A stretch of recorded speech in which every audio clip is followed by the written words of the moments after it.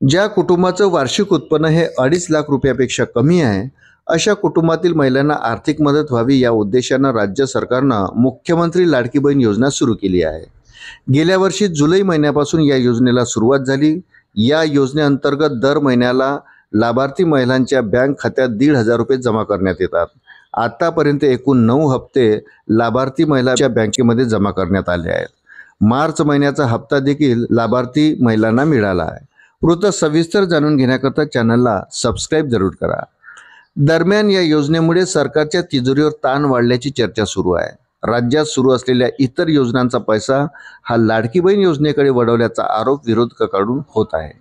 त्यातच या योजनेच्या निकषात बसत नसलेल्या अनेक महिलांना सरकारने या योजनेतून वगळल्यामुळे या योजनेबाबत चर्चेला उधाण आलं आहे।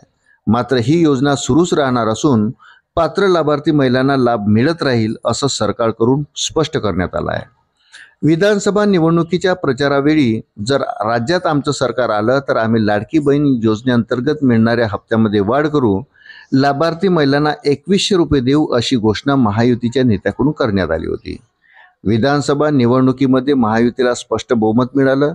राज्यात पुन्हा एकदा महायुतीचं सरकार आलं। आता 2100 रुपये कधी मिळणार याकडे सर्वांचं लक्ष लागलं आहे।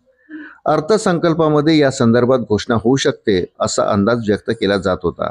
मात्र अजूनही याबाबत कोणतीही घोषणा करण्यात आलेली नाही।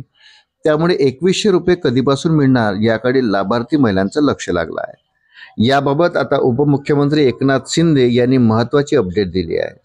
लाडकी बहीण योजना सुरू आहे। लाडक्या बहिणींना 1500 रुपये मिळत आहे। राज्याची आर्थिक परिस्थिती सुधारल्यावर 2100 रुपये देऊ असं अजित पवार यांनी सांगितलं आहे। राज्याची अर्थव्यवस्था लवकरच सुधारेल, लवकरच आम्ही लाडक्या बहिणींना 2100 रुपये देऊ असं एकनाथ शिंदे यांनी म्हटलं आहे।